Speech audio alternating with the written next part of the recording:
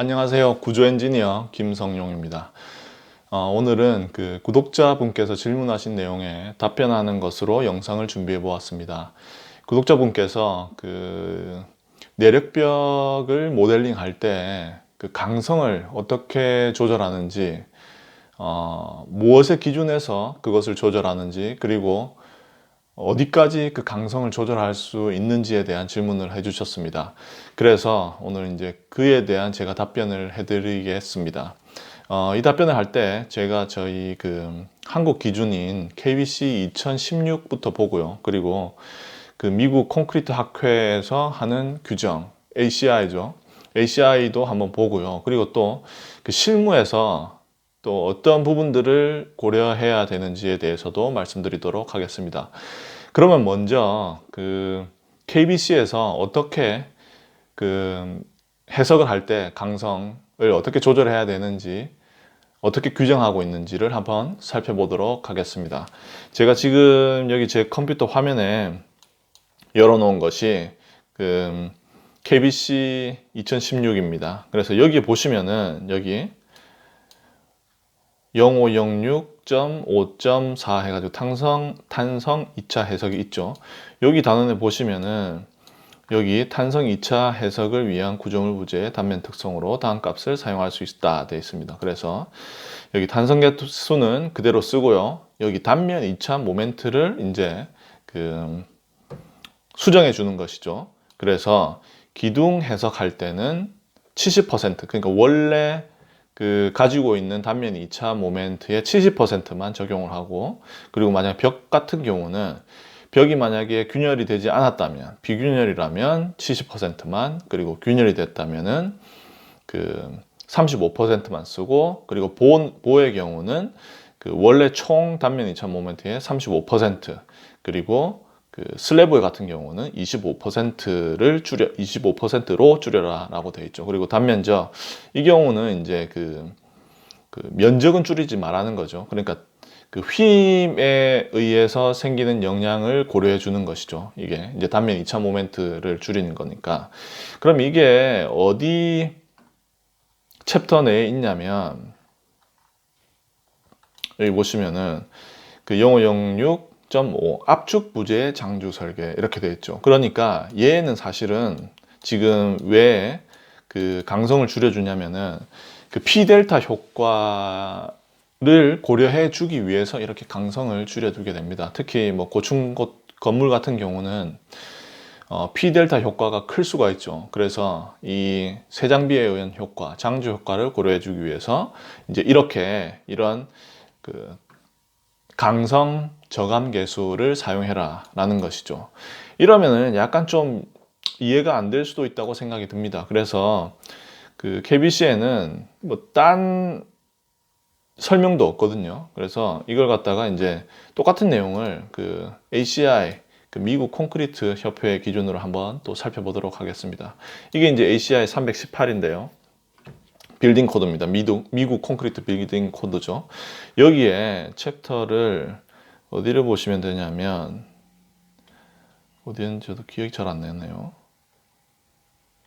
XR 로드 같은데, 여기 쭉 내려가다 보면은 강도 저감 계수에 관한 내용이 나올 텐데요.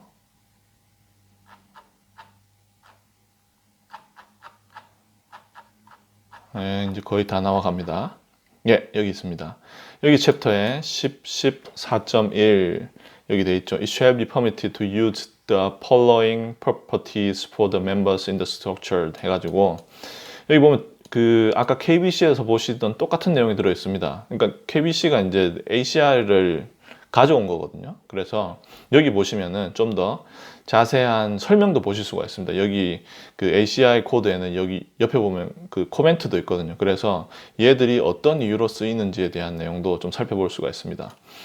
여기 보시면 아까랑 똑같죠. 그 이 모드 그 뭐라고 하죠 이거? 탄성 계수는 그대로 쓰고, 그리고 여기 단면 2차 모멘트는 이렇게 써라 해가지고 그 기둥일 경우에는 70%를 저감을 하고, 그러니까 30%를 저감을 해서 70%를 쓰고, 그리고 벽체가 있는데 벽체가 만약에 그 균열이 안 갔다면 70%, 균열이 갔다면 35%, 그리고 보 같은 경우 여기도 35%, 그리고 그 슬래브 또 힘을 받죠.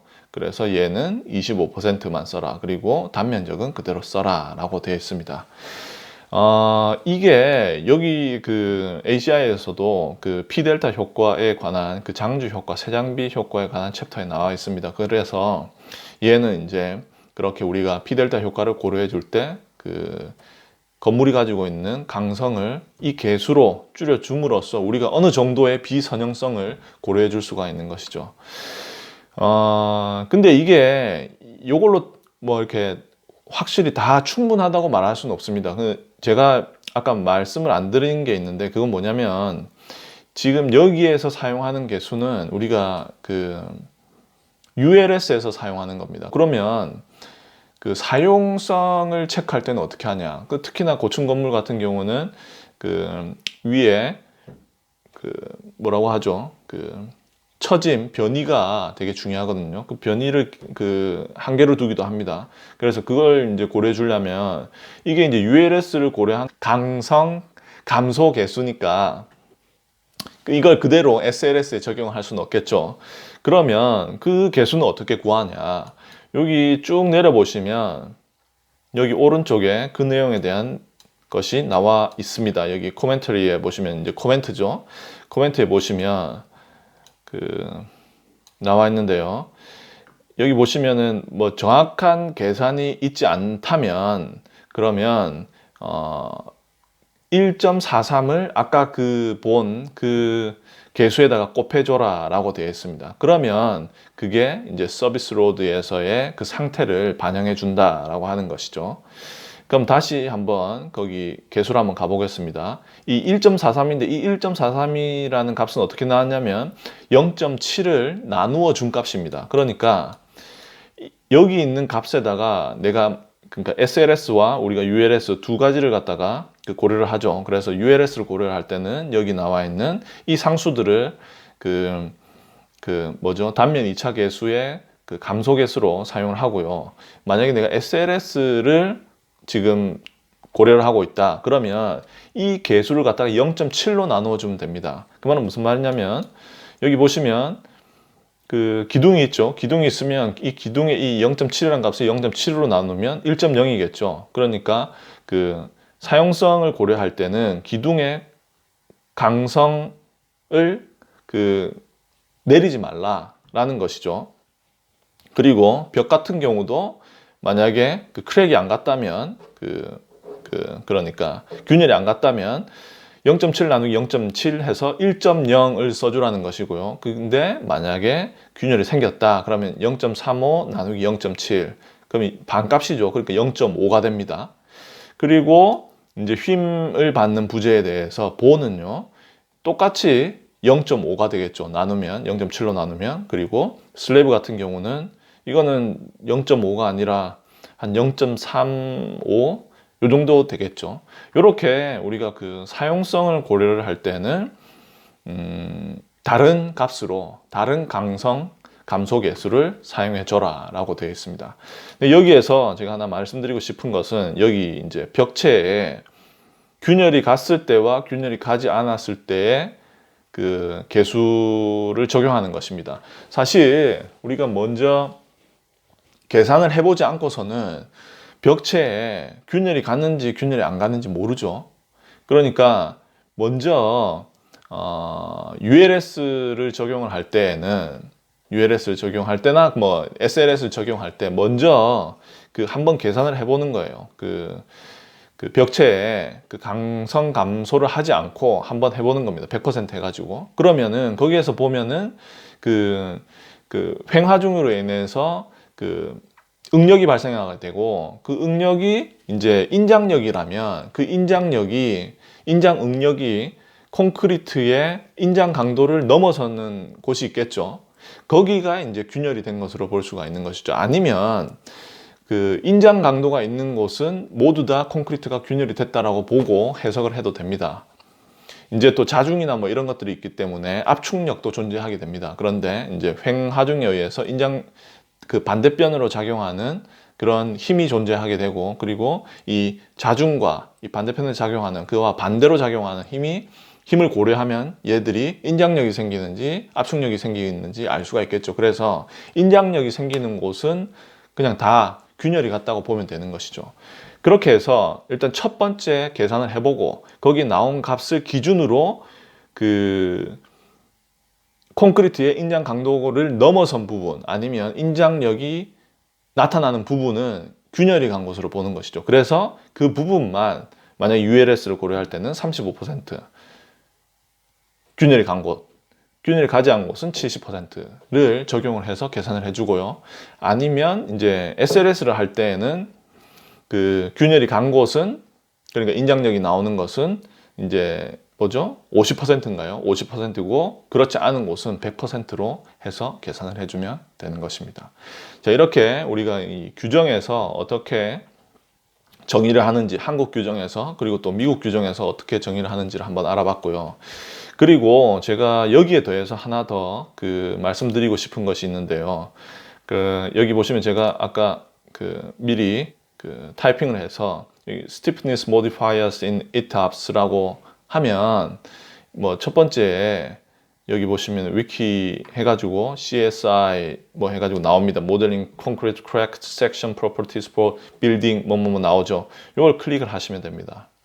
그러면은 어디로 들어가게 되냐면은 그 CSI 여기 ETABS라는 프로그램이 있는데요. 이 ETABS라는 프로그램이 그 뭐 지금 제가 알기로는 세계적으로 가장 많이 쓰이는 그 초고층 빌딩 해석 프로그램입니다. 한국에서는 거의 마이다스를 쓰는 걸로 제가 알고 있습니다. 그렇지만 외국, 특히나 뭐 미국 요쪽 그리고 또 유럽도 그렇습니다. 유럽도 그 되게 그 초고층 빌딩을 많이 다루는 그 엔지니어 사무실에서는 거의 지금 이 ETABS라는 프로그램을 쓰고 있습니다. 이게 되게 그 초고층 빌딩 설계하기, 구조 설계하기 되게 좋게 되어 있거든요. 아무튼 그런 프로그램이 있는데 그 프로그램의 홈페이지에 와보시면 이렇게 요 왼쪽에 뭐 이런저런 설명들을 하고 있고요. 그 설명 중에서 여기 콘크리트가 균열됐을 때 어떻게 모델링을 하냐에 대해서 나와 있죠. 처음 지금 보시는 게 이제 그 어떤 요소죠. 유한 요소가 있는 것을 그 여기에서 그 면력이죠. 그러니까 얘 인장력, 압축력이나 전단 응력이 작용할 때 이 요소가 어떻게 움직이는지 표현되어 있고요. 여기에는 이제 모멘트가 작용하였을 때 어떻게 정의가 되어 있는지 나와 있습니다. 그리고 요 밑에 보시면은 이런저런 설명들이 있고요. 요 마지막에 이제 또다시 그 요약을 해서 그 콘크리트 강성 감소 계수들을 어떻게 적용하는지에 대해서 나와 있죠. 여기 똑같이 아까 ACI 보신 그 수치들이 여기 나와 있습니다. 35%, 70, 35% 나와 있죠. 그래서 이 프로그램을 사용할 때는 어디에다가 이 35%를 적용해 줘라 라는 것도 나와 있고요. 여기 보시면 I2 뭐 2233 이렇게 돼 있는데요. 이거는 그 I가 이제 아까 그 뭐죠? 단면 이차 모멘트를 예 약자고요. 여기 2233은 방향입니다. 이건 제가 좀 이따가 설명해 드리도록 하겠습니다. 그리고 여기 콘크리트 벽이 균열이 갔을 때 그때 뭐 이렇게 적용을 하고 이렇게 적용을 해라 나와 있죠. 그리고 이 밑에 보시면은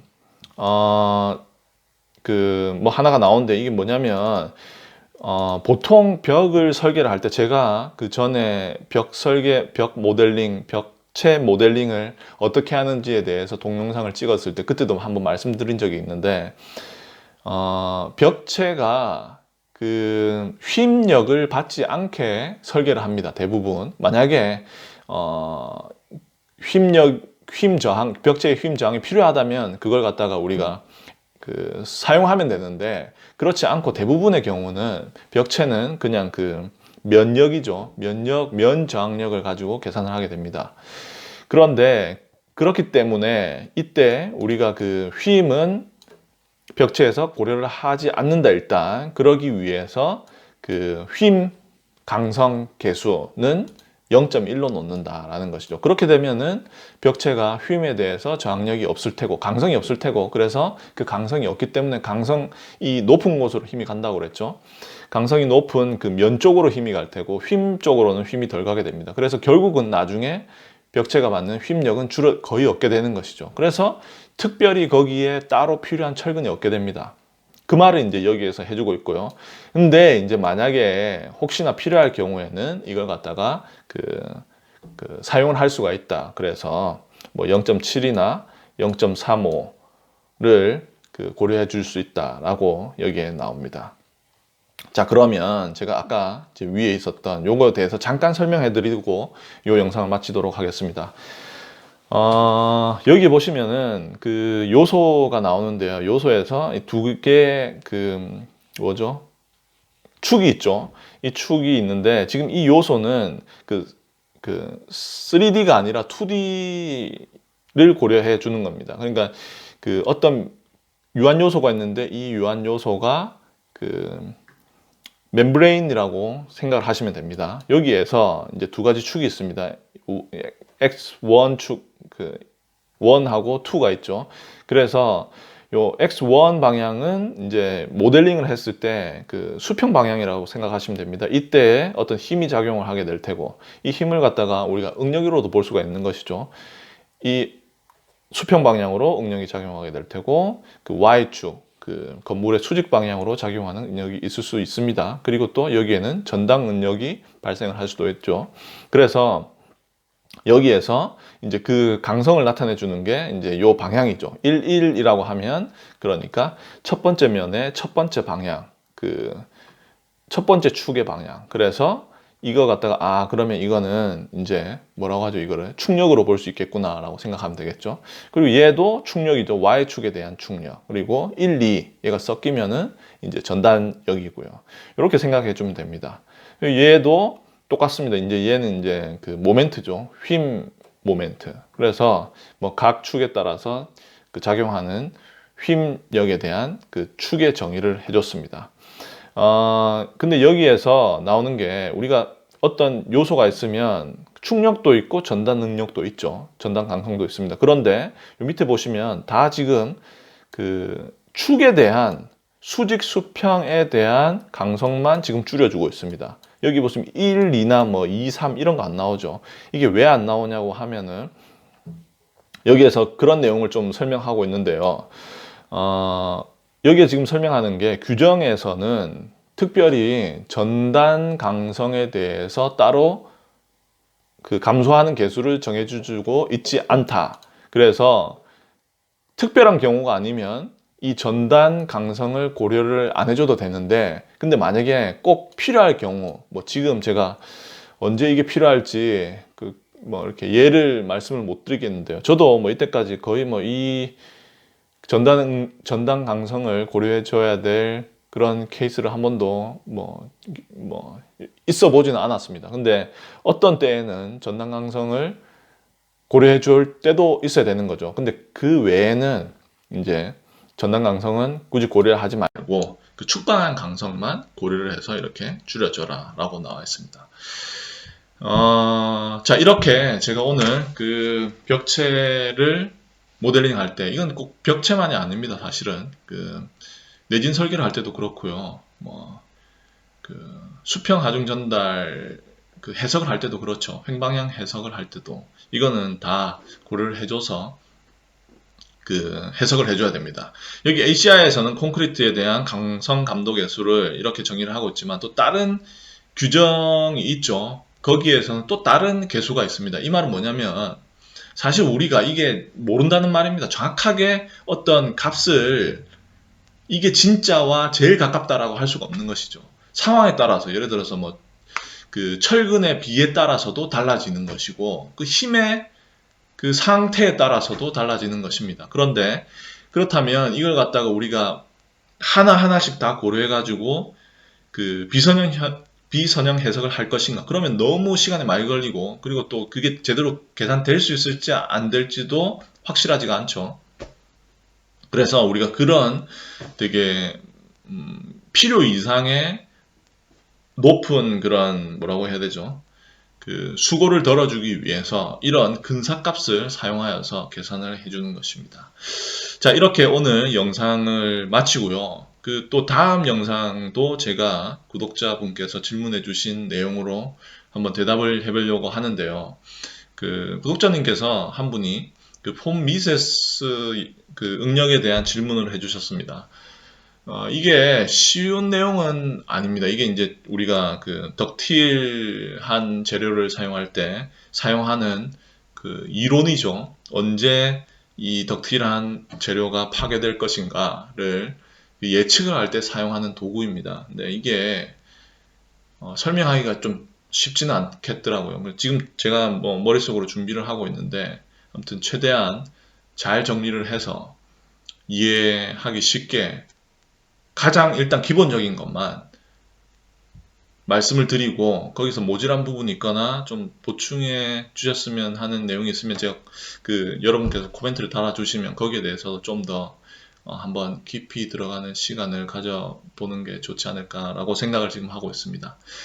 예, 다음 영상은 그렇게 한번 꾸며보도록 하겠습니다. 자, 오늘도 제 영상을 시청해 주셔서 대단히 감사합니다. 다음에 또 본 미세스 응력에 대한 내용으로 찾아뵙도록 하겠습니다. 감사합니다.